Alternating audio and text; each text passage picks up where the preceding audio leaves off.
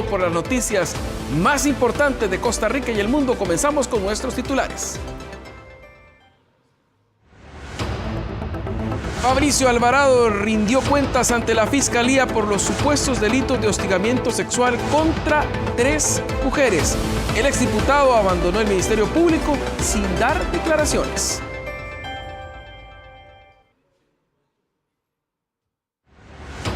¿Es o no un bloque de oposición? Los mismos diputados que se bautizaron así el 1 de mayo, ahora quieren que se les denomine de forma diferente. Tenemos el detalle.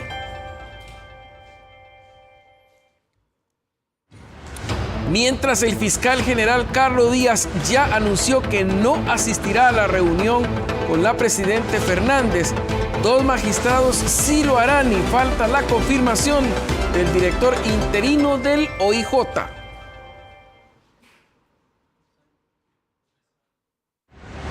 El decreto que limita los beneficios para rebajar el año de cárcel sigue provocando controversia en minutos. Josué Castro nos va a desmenuzar esta polémica decisión.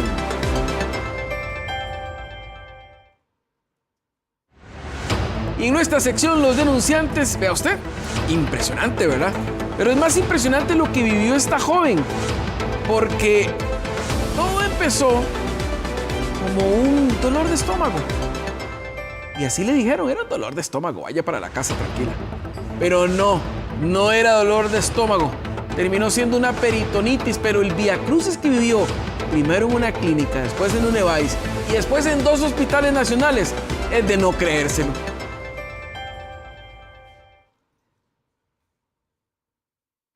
En pantalla los periodistas que vamos a desarrollar este contenido informativo que hemos hecho con mucho esfuerzo y cariño para que usted se mantenga informado. Comenzamos esta noche con temas políticos.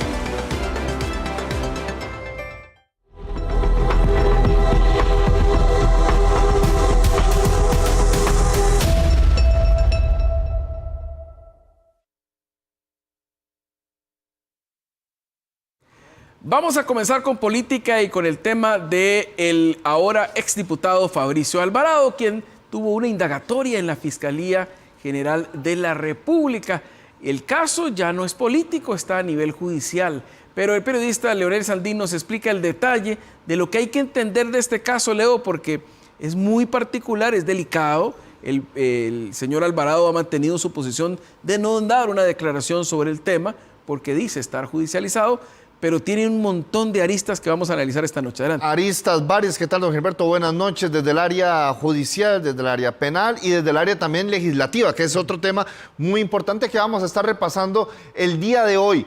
¿Por qué? Porque si algo hay que tener cuidado con estos temas es con cada palabra que se dice, tanto desde la Asamblea Legislativa, tanto desde los abogados de las denunciantes, así como inclusive desde el lado de Fabricio Alvarado y también su abogado.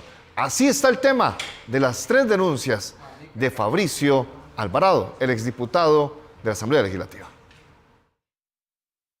Aunque abandonó el país el 30 de abril, el exdiputado Fabricio Alvarado regresó a Costa Rica ya sin inmunidad política y ahora le hace frente a las 3 acusaciones que tiene en su contra por supuestos delitos sexuales. Uno de ellos contra la exdiputada Marolín Azofeifa y otro contra una mujer de apellido Castillo. Acorde a la denuncia presentada por Alicia Castillo, los supuestos hechos de delito sexual de Fabricio Alvarado en su contra se dieron en el año 2006, cuando ella tenía 13 años y asistía a una iglesia evangélica. Mientras que en el caso de la ex legisladora de Nueva República, Marolín Azofeifa, la acusación es por presuntos delitos sexuales y hostigamiento, los cuales habrían ocurrido a finales del 2017 y octubre del 2025. De la tercera persona que denunció a Alvarado, no se cuenta con algún indicio de la declaratoria brindada.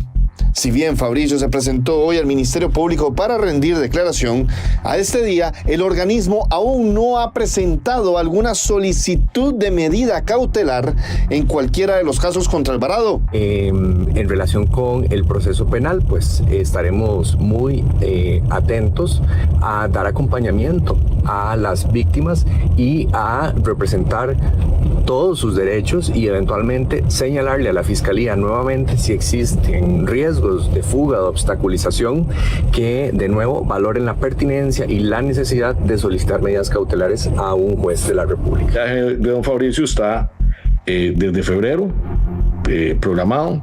Se aportaron los documentos a la Fiscalía, se aportaron el 4 de mayo, porque el 1 de mayo, como todos sabemos, estaba cerrado el Poder Judicial.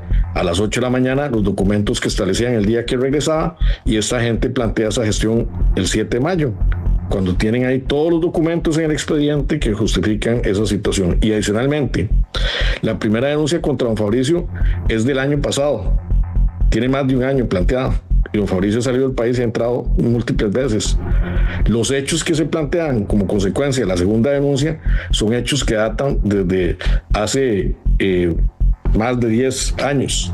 Y don Fabricio no tenía inmunidad y ni se ha acercado, ni se ha comunicado, ni ha tenido ninguna relación con estas personas. Pero mientras el asunto viaja en una vía por la parte penal, hay otra vía por la cual también se viaja, y es la legislativa, a donde aún no se ha descartado el tema y tampoco parece que terminará pronto. La presidenta del Congreso, Yara Jiménez, ordenó trasladar los 3 informes realizados en la legislatura pasada a cada uno de los actuales 57 diputados, estos en sobresellados, y les pidió el máximo secreto a todos. Bueno, en el sobre cerrado no solamente vendrán los informes de la Comisión Especial Investigadora de la denuncia de hostigamiento sexual dada en este expediente, 25.400, sino que también vendrá el criterio dado por la Gerencia Legal de la Asesoría Legal relacionado con el tema. Asimismo, el jueves 14 de mayo de este año, esta presidencia emitirá la resolución relacionada con el trámite que vamos a seguir en este plenario respecto de este caso. Me alegra la decisión de la nueva presidenta del Congreso. Me sorprende que tiene una posición claramente distinta a la fracción oficialista del cuatrienio pasado. Pareciera tiene una posición distinta de que este proceso sí debe conocerse en el Pleno, sí debe votarse y tomarse una decisión. Es una facultad que tiene el Congreso conocer esa situación.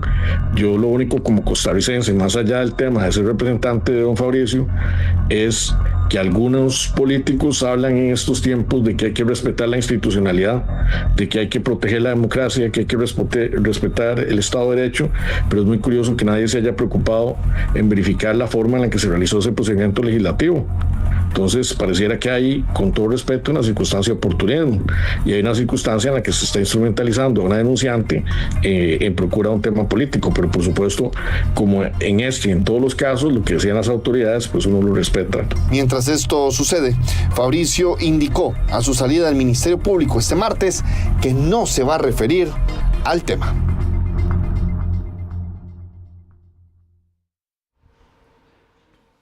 Aquí hay un punto importante. ¿El Ministerio Público ha ya solicitado alguna medida cautelar contra el señor Alvarado o eso todavía no se ha ejecutado? Porque yo recuerdo que la señora Delgado, en su papel de defensora de Marulín Azufeifa, había ido al Ministerio Público a solicitar medidas. Pero todavía no se han presentado, por lo menos todavía no se han otorgado por parte de los tribunales. El Ministerio Público no las ha solicitado, así que por el momento Fabricio sigue yendo a cada una de esas audiencias, por lo menos a la indagatoria del día de hoy, de manera completamente voluntaria, don Gilberto. Bueno, vamos a estar muy pendientes de este caso. No es un tema que se va a resolver pronto. No, porque bueno, como la Asamblea ya le va a poner un plazo al conocimiento de los informes, el tema va a estar en nuestro ambiente político por unos cuantos días más. Así que va a seguir. Nueva República sigue metido en la Asamblea. Quizás sí, no, pero ya no de forma directa, exacto. Continuamos.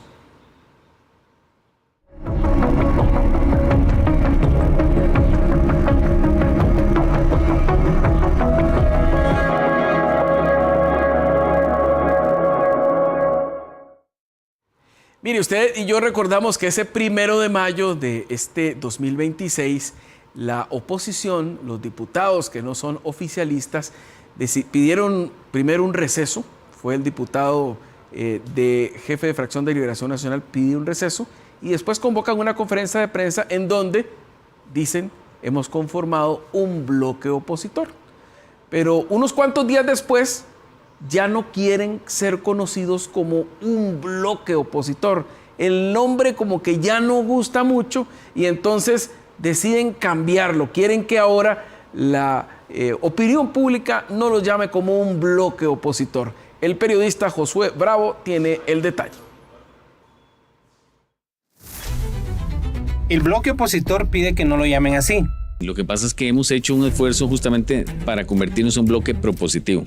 Y desde ese punto de vista, los énfasis de la propuesta que hemos presentado al país son soluciones a los problemas reales de los costarricenses. Porque suena como confrontativo y la idea no es esa. La idea es el que no seamos oficialismo no quiere decir que vamos a estar opuestos a todo. Y decir bloque opositor es partir de la premisa de que vamos a estar opuestos a todo.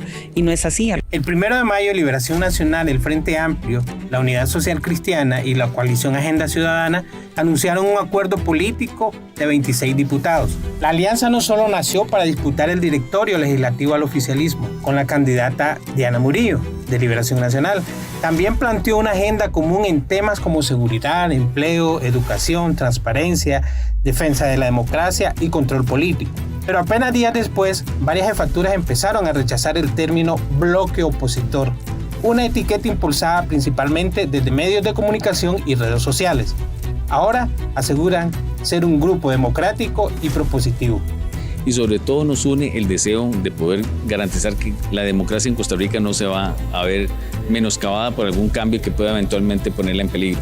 Y por eso el énfasis en democrático. Entonces, es un grupo de partidos políticos que quiere proponer y por eso la agenda se llama una agenda de soluciones por Costa Rica. No es una agenda contra el gobierno, sino una agenda de soluciones por Costa Rica. Y el énfasis en democrático es porque ahí es donde hemos coincidido como uno de los ejes principales de esta propuesta.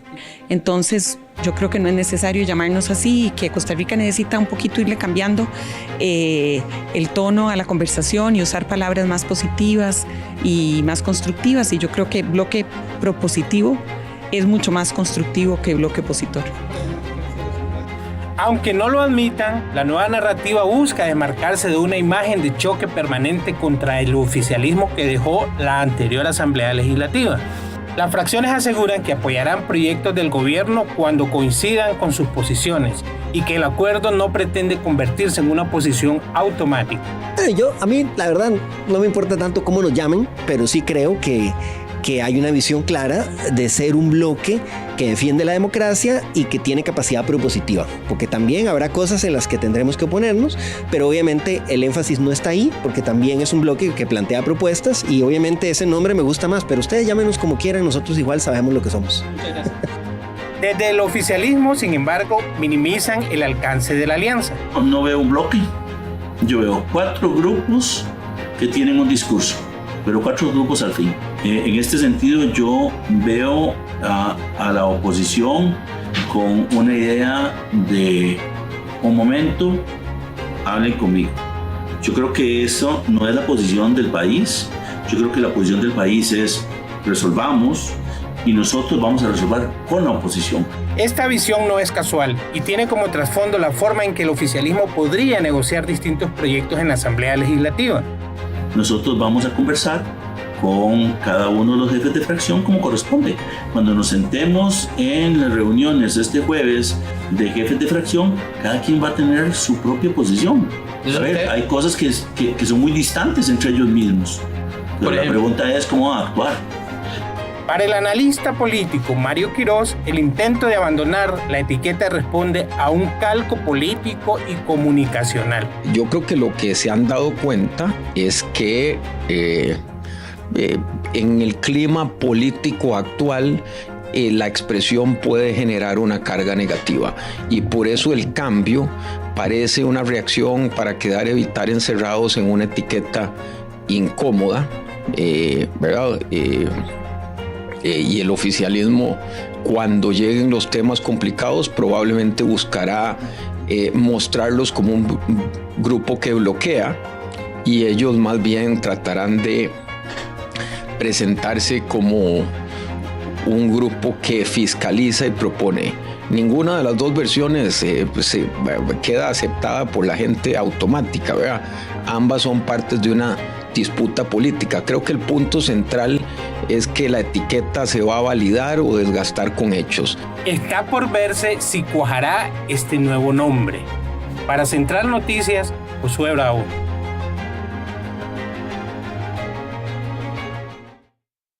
Y el próximo lunes, la presidente Laura Fernández tiene varios retos que resolver con la convocatoria que hizo a importantes líderes del Poder Judicial.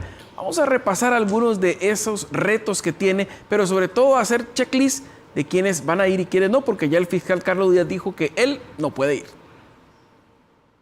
Frente a la crisis de seguridad nacional que tenemos, donde uno quiere ver lo mejor de la Asamblea Legislativa, lo mejor del Poder Judicial y también lo mejor del Poder Ejecutivo, del gobierno, con mano dura contra el crimen organizado y el narcotráfico. La presidenta Laura Fernández aceptó que el país pasa por una crisis de seguridad, algo que ha llamado la atención, y a raíz de esto, la mandataria confirmó que se vendrá una cumbre de altura entre el Poder Ejecutivo y la cúpula del Poder Judicial, donde participará don Orlando Aguirre, presidente de la Corte Plena, doña Patricia Solano, magistrada de la Sala Tercera, el director interino del OIJ, Michael Soto, y también la invitación era para don Carlos Díaz, fiscal general. Sin embargo, en comunicación con Central Noticias, don Carlos señaló que no podrá estar presente en la reunión, ya que se encuentra fuera del país, con reuniones de trabajo previamente programadas.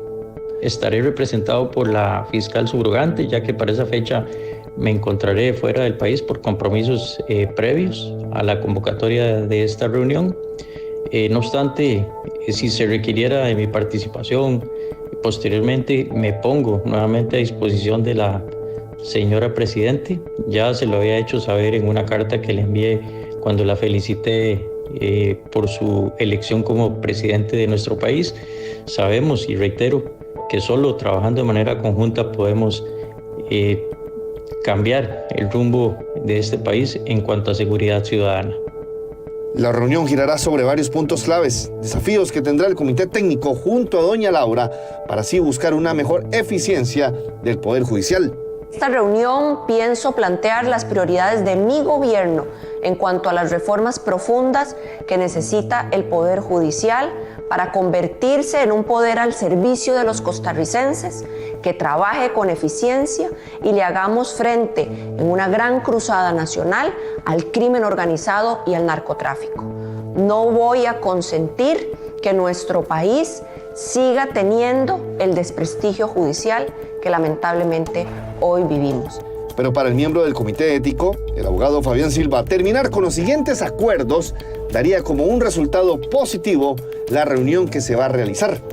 Bueno, yo creo que el principal aspecto es reconocer con humildad por parte del staff magistral del Poder Judicial que se ha hecho mucho daño al pueblo de Costa Rica, que la gran responsabilidad está asentada en los magistrados de la Corte Suprema y que por consiguiente aceptan humildemente que se deben hacer reformas urgentes a la forma en que se deben nombrar los magistrados, parar la alcahuetería de la reelección indefinida de los magistrados. El segundo aspecto es realmente darle los recursos necesarios a los jueces y juezas honestas y honestos, permitirles poder escalar, permitirles la posibilidad de llegar a ser magistrados, el poder permitir la movilidad generacional en el Poder Judicial, el poder darle protección a jueces penales que no tienen protección de nuestro sistema y que les corresponde sentenciar a verdaderos capos internacionales del narcotráfico que tienen poder para poder poner precio a la cabeza de un juez de la República. Hacer una limpia de todos aquellos infiltrados del narco y del crimen organizado que pueden encontrarse dentro del Poder Judicial. Sacar la Sala Constitucional del Poder Judicial para que ahora sí, a través de una Corte Constitucional, podamos revisar la constitucionalidad no solo de los actos del Ejecutivo, no solo los actos del Legislativo, sino también los actos del Judicial. Último elemento, Corte Suprema de Justicia se dedique única y exclusivamente a juzgar, que no tenga actividades administrativas ni actividades diplomáticas, sino que haga su trabajo que constitucionalmente se le impuso, y es juzgar y cumplir con el principio de justicia pronta y cumplida. Recientemente también la presidenta Fernández señaló fuertemente como un ex magistrado el caso de Celso Gamboa, terminó siendo extraditado por tráfico internacional de drogas a los Estados Unidos. Pues mire, le cuento que el superministro de la administración Fernández Delgado, Rodrigo Chávez, ya cumplió 2 días en el cargo y entonces el debate está candente sobre las posibilidades que tiene don Rodrigo de establecer también un poder de decisión y de influencia a través de su llegada al Ministerio de Hacienda. ¿Por qué en el Ministerio de Hacienda? Porque ahí está el manejo de los fondos de diferentes carteras y el manejo muy importante de las finanzas. La presidenta Laura Fernández nombró a Rodrigo Chávez como ministro de la Presidencia y también de Hacienda, 2 de las carteras con mayor poder político dentro del Ejecutivo. Desde Presidencia, Chávez tendrá a cargo la coordinación del gabinete y la relación del gobierno con la Asamblea Legislativa. Pero es Hacienda el ministerio que más inquietudes genera por el alcance político que tiene el manejo del presupuesto nacional, en un escenario donde el oficialismo, con 31 votos, puede aprobarlo por sí solo. ¿Por qué? Porque siendo ministro de Hacienda, tendrá el control presupuestario y en razón del control presupuestario podrá definir estratégicamente dónde desarrollar obra. ¿Cómo he visto yo cercanías de diputados? Un diputado que tal vez proviene de una zona alejada donde están, por ejemplo, los bastiones del chavismo o alguna cosa, mire, encontremos la forma de una partida presupuestaria, no sé, para hacer un polideportivo. El Ministerio de Hacienda elabora el presupuesto de la República, controla la recaudación tributaria y participa en negociaciones sensibles con instituciones públicas. También interviene en discusiones como el financiamiento universitario mediante el FES, la transferencia al Poder Judicial, el financiamiento de obras públicas y programas estatales. Para hacer una nueva Cruz Roja, una clínica, todos esos elementos son, opciones, herramientas para intentar acercar y posibilitar negociaciones o alianzas, aliados temporales o permanentes con diputados. Para el analista político Daniel Calvo, el Ministerio de Hacienda incluso ofrece más margen de maniobra política que el Ministerio de la Presidencia. Según señala, el control presupuestario puede convertirse en una herramienta clave de negociación con diputados e instituciones. Te da más muñequeo político ser ministro de Hacienda que ser ministro de la Presidencia realmente.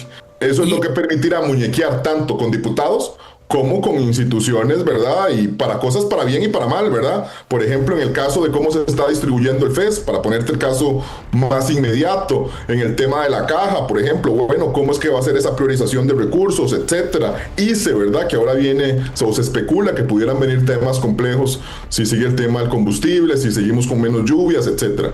Calvo considera que ese muñequeo político podría ser utilizado para construir alianzas legislativas más amplias e incluso acercarse a los 38 votos necesarios para impulsar las reformas constitucionales. Actualmente, el oficialismo cuenta con 31 diputados. La expresidenta de la Comisión de Hacendarios, Paulina Ramírez, coincide en que Hacienda concentra un importante poder político y administrativo.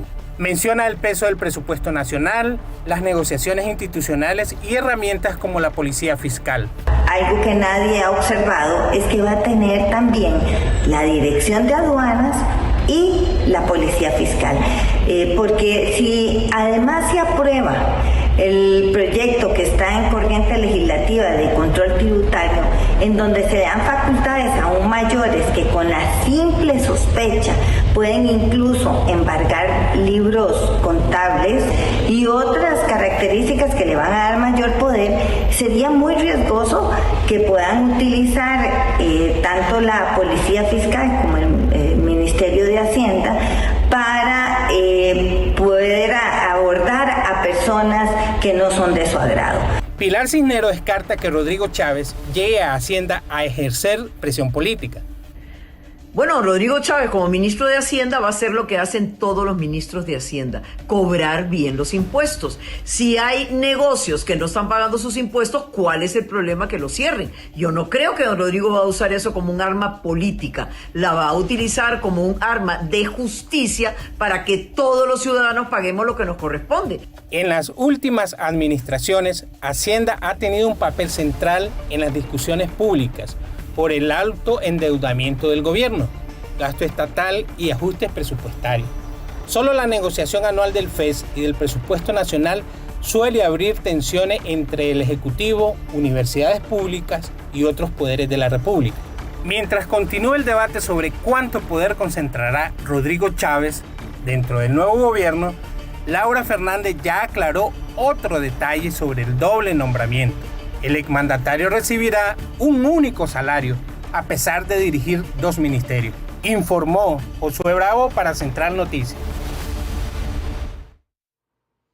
Mire, y siempre en temas de política, la presidenta de la Asamblea Legislativa, Yara Jiménez, integró este martes las 3 comisiones con potestad legislativa plena, órganos que pueden aprobar leyes de forma definitiva sin que los proyectos reingresen al plenario. El oficialismo mantiene la mayoría en las 3 comisiones. En la primera figura Nogui Acosta, en la segunda la propia Yara Jiménez y en la tercera Esmeralda Britton y Gerald Bogantes. De la oposición también tendrá representación, aunque va a ser obviamente de minoría. Además se integró la comisión de redacción encargada de afinar proyectos antes de su conversión en ley y las presidencias internas de cada comisión se definirán en sus respectivas sesiones de instalación.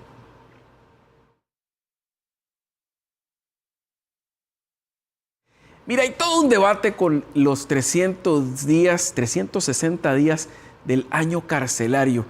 Hay todo un debate porque hay personas que dicen que eso ya existía, que el decreto que firmó la presidenta Fernández pues es un poquito de populismo, pero no es en la práctica una realidad. Obviamente el oficialismo explica por qué se firmó y cuál es la interpretación correcta que se tiene que dar.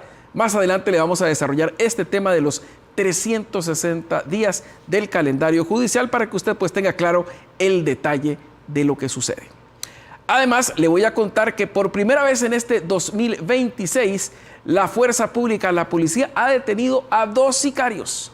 2 sicarios quedaron detenidos a raíz de un hecho violento que lo vamos a analizar esta noche, sobre todo porque es la primera vez que logran agarrarlos. ¿Dónde están? ¿En qué cárcel están? ¿De qué los acusan? ¿Podrían quedar libres? En minutos tendremos el detalle de estas 2 informaciones.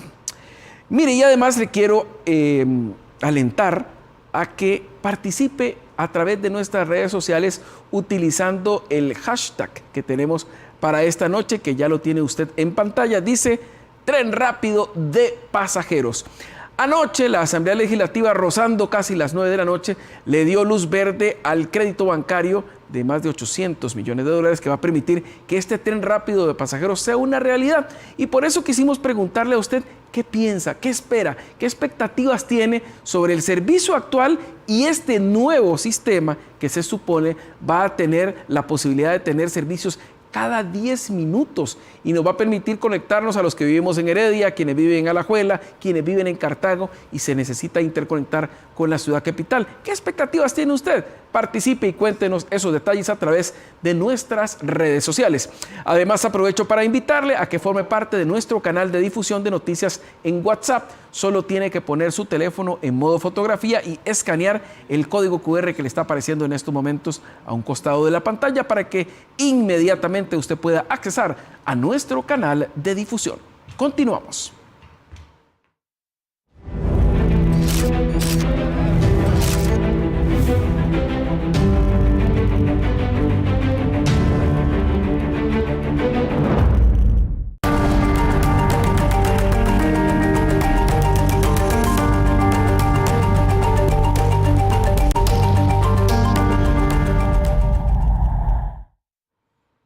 Mire, este caso que recibimos en los denunciantes, que día a día Daniela Castro chequea las llamadas que ustedes nos hacen a través de nuestro teléfono, lo impresionante de este caso es que, vea esto, esta persona, esta joven, tenía un simple dolor de estómago.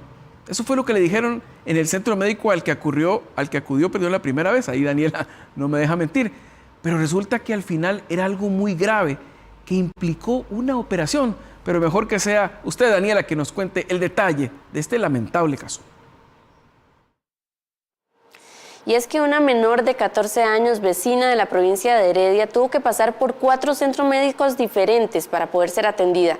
En 2 de ellos con un diagnóstico totalmente equivocado, para que al final se dieran cuenta que la enfermedad real era una apendicitis, ya una peritonitis que estaba prácticamente contaminando su cuerpo. Vean la siguiente información.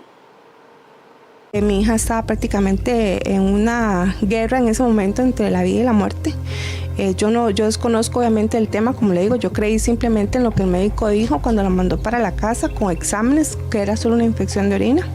Lo que comenzó como un dolor de vientre terminó convirtiéndose en una pesadilla médica para Valerie, una menor de apenas 14 años, cuya familia hoy denuncia una presunta negligencia médica y mala praxis, tras el recorrido que tuvieron que enfrentar para lograr un diagnóstico correcto.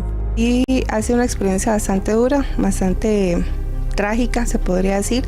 Mi hija tiene tan solo 14 años, empezó con un dolor abdominal. La llevé obviamente a la clínica, en este caso a la clínica de Santa Bárbara, acá de Heredia. En la clínica me dijeron que era solamente un virus, lo que ella tenía, y aún así le mandaron antibióticos, suero, la inyectaron y la mandaron para la casa. El viacrucis inició en el Levi's de Santa Bárbara, Heredia. Valerie llegó con fuertes dolores abdominales y malestar en general. Según relata su madre, en ese primer centro médico únicamente le recetaron antibióticos y la enviaron de regreso a casa. Pero las horas pasaron y el estado del adolescente empeoró. El dolor no cedía y cada vez era más intenso. Preocupados por la situación de su hija, sus familiares decidieron buscar una segunda opinión médica, esta vez en la clínica Marcial Rodríguez en Alajuela. En la Marcial Rodríguez la atendieron, le hicieron exámenes de sangre, de orina, y pues obviamente yo en teoría quedé satisfecha porque de ahí con un examen médico, ¿verdad? Y pues todo, yo dije, bueno, sí, probablemente eso es lo que tenga, que lo que le diagnosticaron simplemente fue una infección de orina bastante fuerte. Entonces yo conversé con ella, le dije que le diéramos tiempo al antibiótico porque le volvieron a mandar más antibiótico del que ya le habían mandado el día anterior, bastante pesado, cada 12 horas. Empecé a darle las dosis que me solicitaron. Y resulta que, pues igual, ella empeoró. La lectura médica fue una infección urinaria, pero el verdadero problema seguía avanzando dentro de su cuerpo. La menor regresó a casa y durante la noche todo siguió empeorando.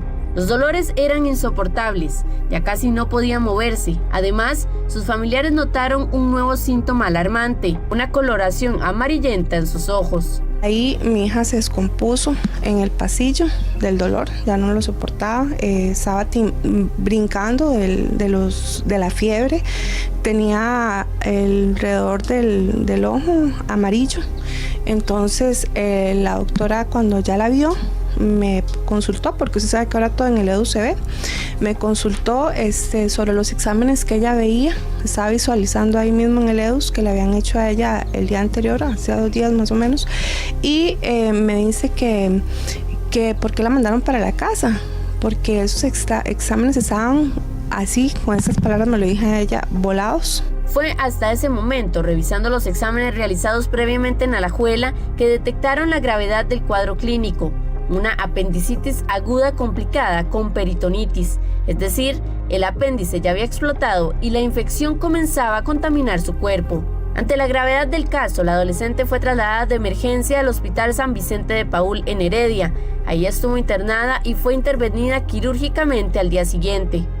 Tuvo una gravedad bastante seria, estuvo hospitalizada alrededor de 20 días en el Hospital San Vicente de Paúl, donde le provocaron una herida terrible, ya quedó marcada, llena de miedos, de nervios, ella siente que ella se va a morir, o sea, situaciones que ya quedaron en ella, pero realmente acá mi pregunta es, ¿por qué, verdad, llegará hasta esto? Porque no es parte de mí como mamá. Siento que yo cumplí desde el día 1, ¿verdad?, en llevarla a un centro médico, preocupada por ella, y que al final de cuentas se omitieran cosas tan graves. Por esta razón, interpusieron una denuncia ante el organismo de investigación judicial por presunta negligencia médica. Sin embargo, aseguran que incluso la investigación ya enfrenta atrasos. La misma clínica Marcial Rodríguez no ha querido entregar el expediente clínico de mi hija, que lo que puede tener son solamente 2 hojas, porque mi hija nunca ha sido atendida ahí. Ese día se llevó solamente por emergencia, pero no ha hecho lo que le está ordenando que haga la médico forense, ¿verdad?, para terminar de concluir el tema de la investigación. Esto mantiene detenido parte del proceso de investigación. Solicitamos la información al centro médico para conocer su postura al respecto, pero no nos brindaron una respuesta. Mientras tanto, Valerie continúa recuperándose de una experiencia que, según su familia, nunca debió llegar a ese nivel de gravedad. Le informó Daniela Castro para Central Noticias.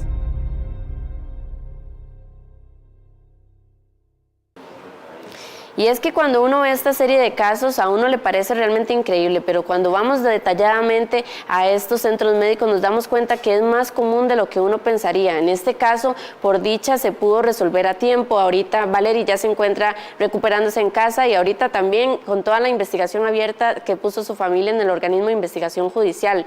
Pero por supuesto que es responsabilidad de los médicos, ya con una valoración, con un examen real como se lo hicieron a Valerie, pues diagnosticar y hacer el procedimiento adecuado.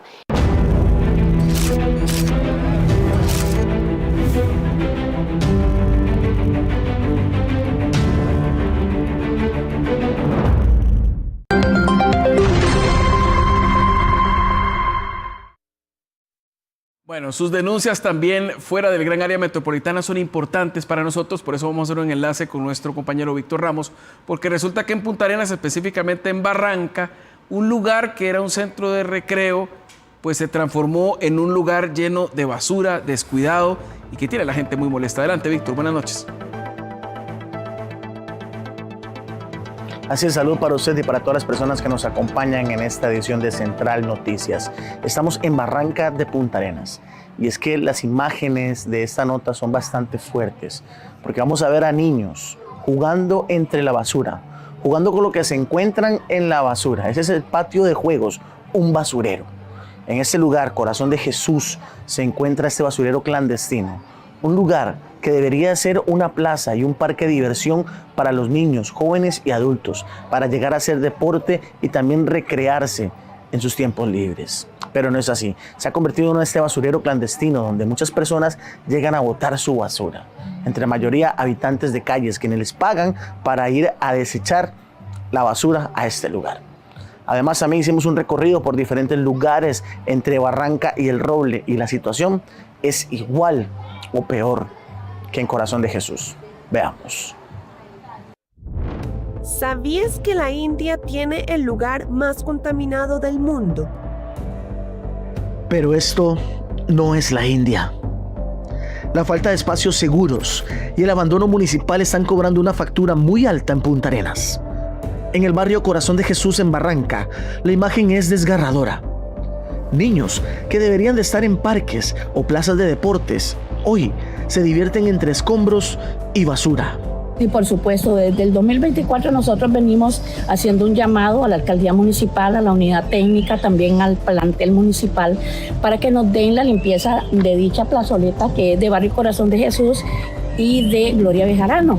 Y el caso ha sido Milson, me han atendido personas, ahí tengo nombres y apellidos de las personas que me han atendido, pero de igual manera no se ha solucionado nada. Y con respecto a las cunetas, porque si ustedes pudieron ya haber observado, y ellos también, aquí es el paso del distrito de Barranca, que pasan los síndicos, regidores, vino un regidor, yo creo que es de la ley 7600, va junto con el síndico, creo que es síndico 2, han pasado para acá y vinieron, pero no dieron ninguna solución. Entonces, al llamar yo a la alcaldía, mandamos a otra señora, porque yo mandé esta nota, he mandado notas, la nota, pero esta está firmada por ellos. Y de igual manera mandaron un colaborador, vinieron a ver, construyeron unos asuntos allá que eran ajenos a la petición que nosotros hicimos. Entonces ahí más bien unos vecinos les quitaron partes pero de igual manera no hubo solución alguna. Ustedes pueden ver aquí malolientes las cunetas porque no tienen salida de aguas pluviales. Pero no es el único punto. Instituciones claves como frente a la Clínica de Barranca y AFA detrás del Ministerio de Salud, alrededores del IMAS y frente a instituciones infantiles. Una problemática del cual los vecinos están cansados. Además, la basura obstruye las alcantarillas y en época de lluvia generan inundaciones en la comunidad. Siempre ha sido la problemática, desde que estaban mis hijos pequeños, siempre se ha habido eso. Y eso, bueno, don Randall vino hace poco y hizo romper ahí casas y de todo, y lo dio el cultura, pongamos, de que venía a romper la calle para sacar esas aguas. Nada de eso. Dejó el daño y se fue. Entonces nosotros queremos, Dios primero y el Señor vea con ustedes, que tengamos esa facilidad de que los ayuden. Porque ella y se nos hace feo ir a estas calles, nosotros estamos inundados, no podemos salir. Bueno, porque vienen las aguas de Barranca y todo, aquí es le vienen a decorar y esto parece un río. Me gustaría que ustedes vengan un día que esté bien dura la lluvia para que vean que no es mentira la de nosotros. Sin embargo, el gobierno local se hace los oídos sordos y se les ha mandado peticiones. Antes venía y ayudaban, pero ahora completamente se retiraron. Según la ley 8839, la Municipalidad de Punta Arenas tiene la obligación legal de gestionar estos residuos, mientras que quienes arrojan basura enfrentan multas de hasta 10 salarios base. Sin embargo, en Barranca, la ley parece ser letra muerta. Entonces, la inquietud de nosotros no son promesas, son hechos. Porque ¿para qué queremos nosotros promesas y no vemos los hechos? Nosotros en sí vemos ya no por nosotros, que somos los, digamos, ya yo no me vengo a jugar a la plaza, pero mis nietos sí vienen, mis bisnietos pueden venir.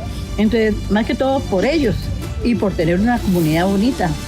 Entonces, tanto que la fuerza pública nos respalde en lo que es el tiradero de basura, que ellos puedan llamarle la atención, que tengan como una autorización de que las personas de calle no tiren la basura así, para poder ver nuestra comunidad o por lo menos nuestra placita bien bonita. La ley es clara, pero la realidad en estas comunidades es otra. Los vecinos ya no quieren más promesas de escritorio, exigen soluciones en el terreno, porque si una ciudad se juzga por cómo cuidan a sus niños y a sus enfermos, hoy Punta Arenas está perdiendo la partida por goleada. La pregunta queda en el aire: ¿cuántas enfermedades más deben aparecer para que las autoridades finalmente limpien el camino de quienes apenas empiezan a vivir? Informó para Central Noticias Víctor Ramos. Como vimos, estos vecinos ya están cansados que las personas lleguen a botar basura a este lugar, a esta plaza. Y también vimos estos sectores donde diferentes instituciones, tanto escuelas, kinder, clínica, el IMAS, el Ministerio de Salud, a sus alrededores está igual. Es un basurero completo lo que podemos encontrar en este lugar. Ya las personas han hecho las quejas formales en la Municipalidad de Punta Arenas. Sin embargo, esta no ha tenido una acción concreta hasta el día de hoy.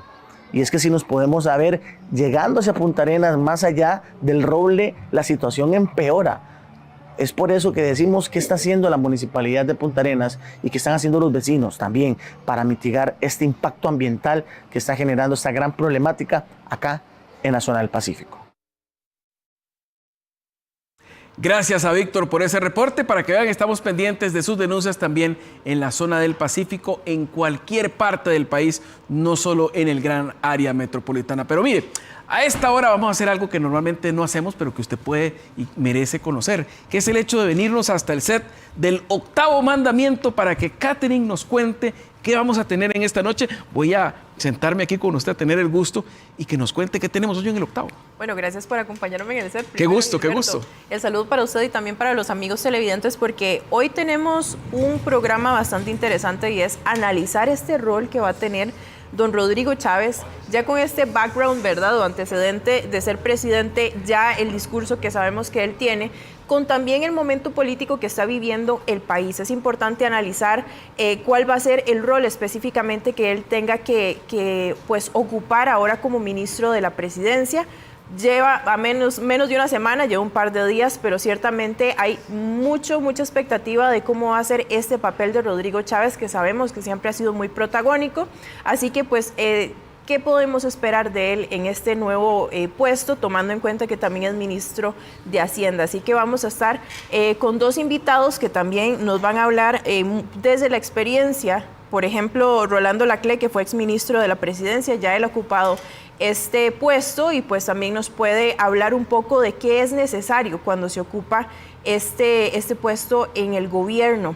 Ciertamente mucha negociación, pero tomando en cuenta también esta situación política, este cambio político que estamos viviendo como país. Por supuesto, también nos acompaña Luis Gerardo Villanueva, que él fue expresidente de la Asamblea Legislativa, así que ya casi los esperamos por aquí en este set. De mucho peso y además para analizar ese rol del superministro. Así el es. Señor Chávez Robles, que ya completó su segundo día. Bueno, vamos a estar aquí pendientes en el SEC del Octavo Mandamiento para acompañarla a usted en este programa tan bonito. Muchas gracias, Catherine. Ya casi los esperamos por acá. Así es. Vamos a la pausa, pero continuamos. Estamos en Central Noticias, edición estelar. Y al regresar, le voy a contar a usted, mire, ¿qué pasa con los 360 días del año calendario para los privados de libertad? Porque hay tanta polémica. Le vamos a contar en detalle.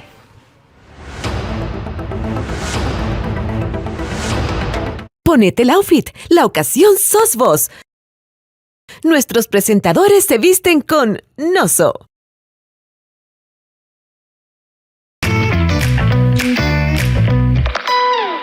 Hola, hola, ¿cómo están? Para el programa de mañana no se puede perder porque van a estar con nosotros unos chicos desde Nicoya, de un lugar de ancianos que se ayuda, pero también un muchacho que vino y pintó a todas las candidatas del Miss Universe. Aquí los espero en punto a las 3.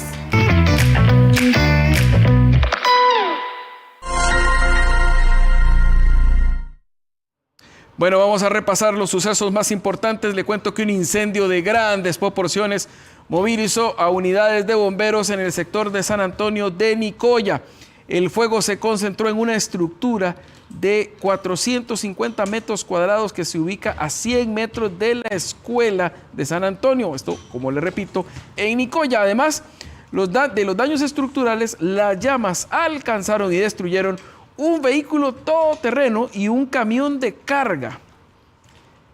También alcanzaron maquinaria agrícola, incluyendo un chapulín, porque como usted ve, fue cosa seria este incendio. Ahí es donde uno vuelve a destacar y volver a poner en el plano de agradecimiento a los señores del Cuerpo de Bomberos.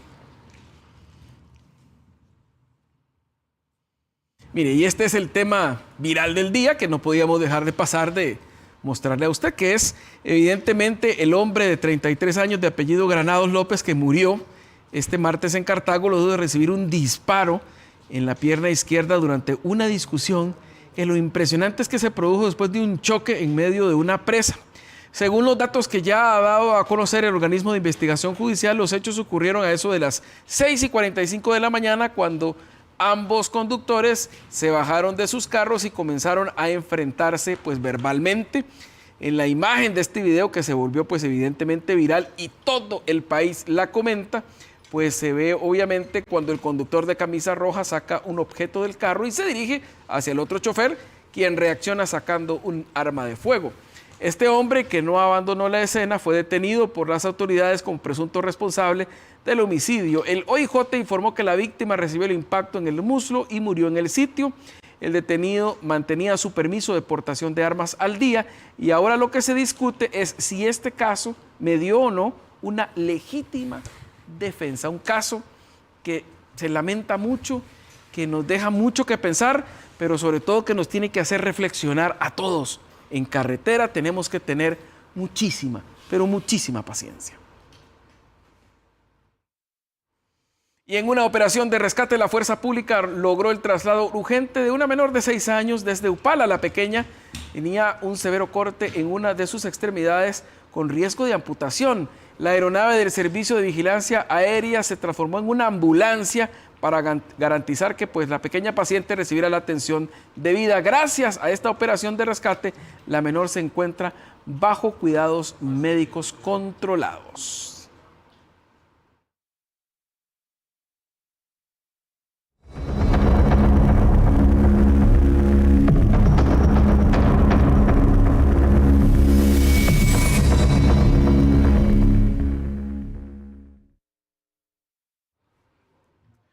Bueno, cayeron 2 sicarios.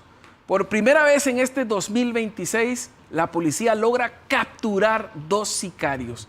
¿Dónde están esos sicarios? ¿En qué cárcel están? ¿Qué medidas tienen ahorita por estar detenidos? ¿Podrían quedar libres? Esas inquietudes más bien nos las va a responder el periodista Josué Castro, quien nos acompaña en vivo desde nuestra sala de redacción con el detalle. Adelante, Josué.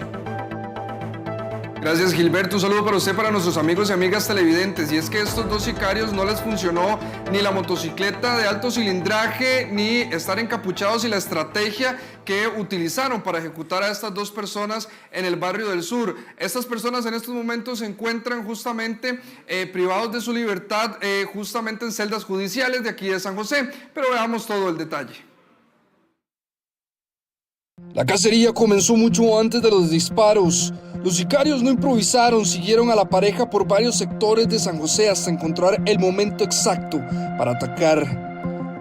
A bordo de una motocicleta de alta cilindraje, utilizada por estructuras criminales precisamente por su velocidad y facilidad de escape.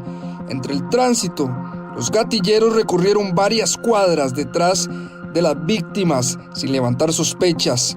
Pasaron por alamedas, por calles como se ven en estas tomas aéreas. Cuando el vehículo llegó frente a un lavacar en Sagrada Familia, los hombres aprovecharon que la circulación disminuyó. Fue ahí donde ejecutaron el ataque.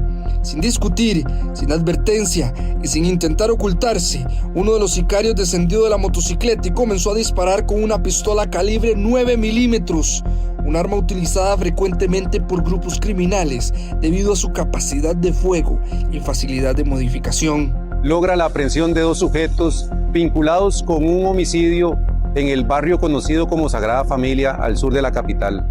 Gracias al posicionamiento estratégico y al patrullaje focalizado, se logra establecer un dispositivo que logra la captura de estos 2 sujetos, la recuperación de la moto en la que intentaban huir, la cual también presenta denuncia de robo.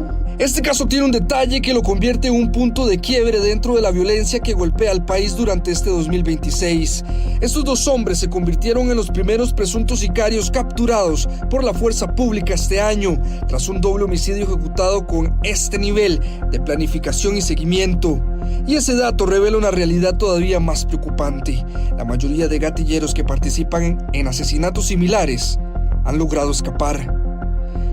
El lograr esta captura es más que solo una detención para los expertos, es un alto a aquellas alevosías con que estos presuntos sicarios ejecutan sus víctimas. Esto también es un llamado de atención para que las agrupaciones entiendan que las autoridades van detrás de aquellos jóvenes que ellos ven como reemplazo en sus organizaciones. Obviamente, dependiendo de la gravedad de la situación, es la forma en cómo van a tomar represalia. Y además, por supuesto, de enviar un mensaje a la comunidad, a las otras estructuras contrincantes, a la policía, al país, de su nivel de peligrosidad y pues por supuesto con esto causar temor en el país, que lamentablemente esa es la forma en cómo estas estructuras vienen a apoderarse de los territorios. Desde un punto de vista psicológico, social y criminológico, esto es una señal de alarma muy crítica para nuestro país, porque cuando un joven siente que no tiene oportunidades reales, ni laborales, ni educativas, ni de desarrollo humano, y se encuentra en el crimen organizado una vida muy rápida de ingreso económico altísimo para sus expectativas, pertenencia a una agrupación, el riesgo de captación de estos grupos aumenta significativamente en negativo. El problema es que estas estructuras no ofrecen un futuro para estos jóvenes, solo un ciclo corto de alta exposición al riesgo, donde muchos van a terminar muertos antes de alcanzar su vida adulta plena. Casos, estos jóvenes que hemos incursionado en el crimen organizado con actividades de delincuencia como tal, vienen de barrios urbanos marginales, vienen de casas, vienen de hogares problemáticos, donde se ven situaciones como prostitución, se ve venta de drogas, se ve violencia intrafamiliar, incluso abusos. Por eso es que ellos replican y normalizan muchas veces, la mayoría de veces, la violencia en todas sus formas posibles. Precisamente esa capacidad de desaparecer después de matar es lo que ha convertido a los motocicletas en una de las herramientas favoritas del sicario moderno. Las autoridades incluso han señalado que muchos de estos vehículos son robados, alterados o utilizados únicamente para cometer asesinatos. Sin embargo, en este caso, la presión policial permitió capturar a los sospechosos poco tiempo después del crimen, marcando uno de los primeros golpes operativos importantes contra estructuras de gatilleros durante este año. El sicariato en Costa Rica ya no solamente elimina objetivos, ahora también destruye espacios comerciales, paraliza comunidades y convierte barrios enteros en escenarios permanentes del temor. Y mientras estas capturas representan un avance para las autoridades, la realidad sigue siendo incómoda.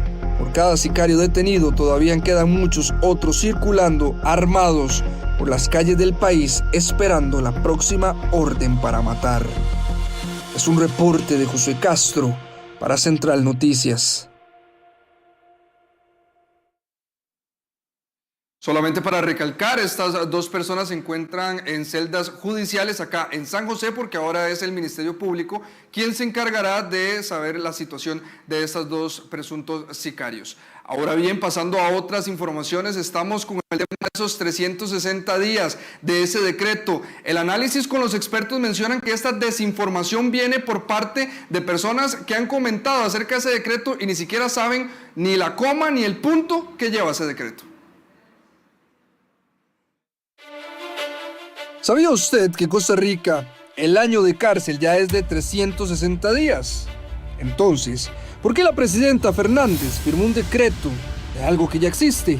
Nosotros en Costa Rica, desde el año 1970 que se emitió el Código Penal, realmente los días carcelarios son de 360 días.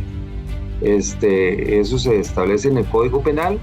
Según ella, los jueces interpretan el año carcelario en 8 meses y con su decreto el año pasaría a ser de 360 días naturales.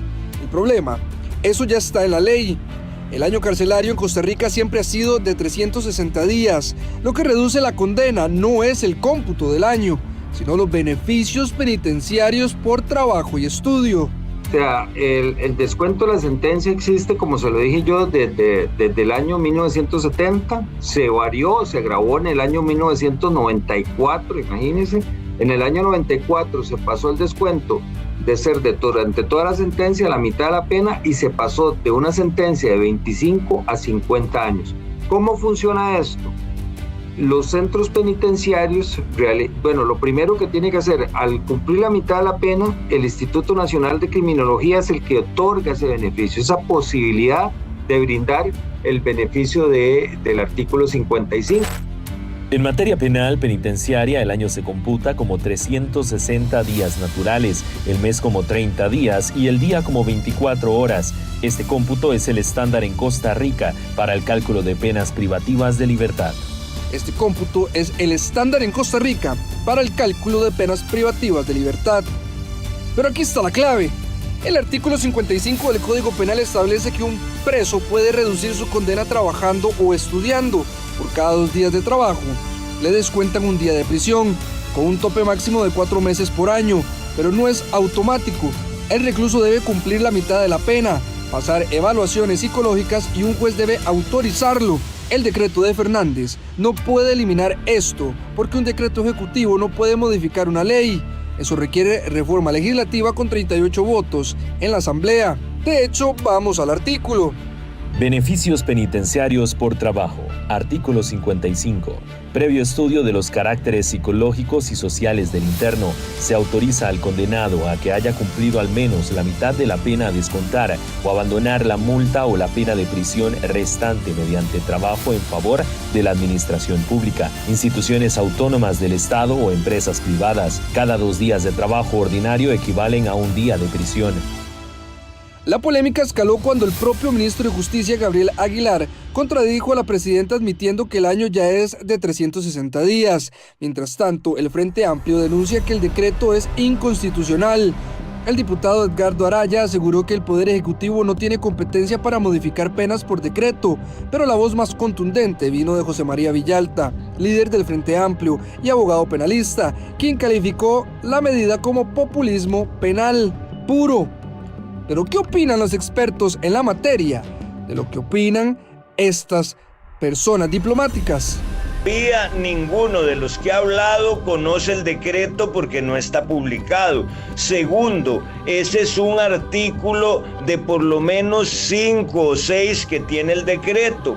Tercero, el tema de la aplicación de las penas es un tema muy importante que vamos a discutir en los próximos meses a profundidad. ¿Qué hace el decreto? Poner orden interno en el sistema penitenciario de Costa Rica. El año carcelario en Costa Rica ya es de 360 días.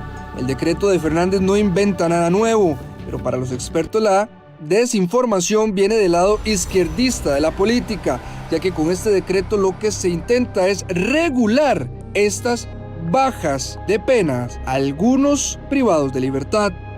¿Qué puede hacer el gobierno y el Ministerio de Justicia? Regular internamente los métodos de evaluación y de comportamiento de los privados de libertad.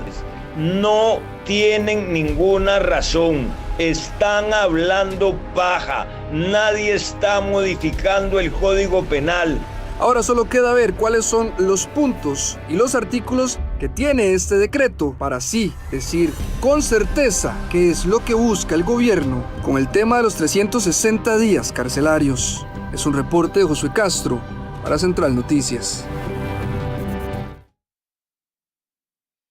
En resumen, lo dicho por la presidenta Laura Fernández, en su decreto no viene a cambiar absolutamente nada, sino a tener esa prevención de esas penas que se están bajando a 8 meses por estos beneficios que tienen estas personas privadas de libertad. Por lo pronto, esta ha sido toda la información por parte de Josué Castro para Central Noticias. Pausa en Central Noticias y le voy a enseñar dónde está el anillo más caro del mundo. Vale 13 millones de dólares. Perdón, 13 millones de dólares. ¿Qué significa? 6 mil millones de colones al tipo de cambio actual. Por si hay algún interesado o interesada, le vamos a decir dónde está el anillo más caro del mundo. Ponete el outfit. La ocasión sos vos. Nuestros presentadores se visten con Noso.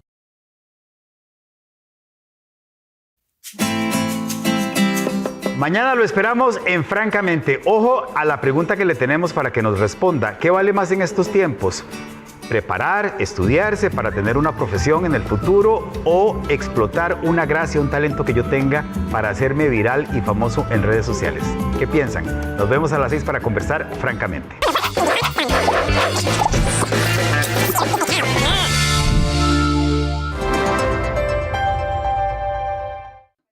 Mire, vamos a despedir esta edición rápido con este que es el anillo más caro del mundo. Se llama nada más y nada menos que el diamante Ocean Dream, reconocido e inusual tono azul. O sea, el diamante lo que está en el centro. Los diamantitos de la par valen sus millones también, pero este diamante en particular tiene un costo de 13 millones de dólares. En estos momentos está en una subasta en Suiza, por si hay algún interesado. En Costa Rica, el tipo de cambio actual serían 6.000 millones de colones lo que cuesta este diamante, el Ocean Dream. Ahí está, por si hay algún interesado, pues increíble. Ahí nos dice don Eric Madrigal que sería como equivalente a unas 600, 700 casas de interés social lo que cuesta este anillito. Bueno, con esa curiosidad nos vamos, pero les invitamos a que ya arranca el 8º mandamiento.